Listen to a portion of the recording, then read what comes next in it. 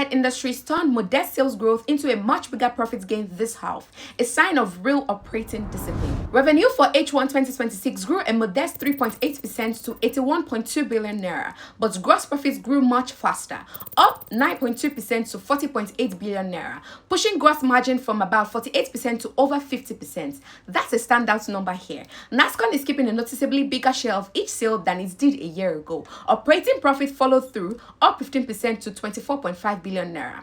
Profits after tax grew even faster still, up 25.7% to 19.6 billion naira, helped along by finance income more than doubling 5.3 billion naira and finance costs falling 58.5% to 171.6 million naira.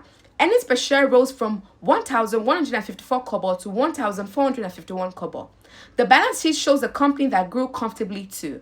Cash climbed to 46.1 billion naira and total assets grew 19.4% to 161.6 billion naira. Trade receivables and trade payables both grew significantly, up 62.9% and 63.8% respectively, which tends to happen naturally as a business does more volume. Worth a glance next quarter to make sure growth in what's owed to the company doesn't outpace collections.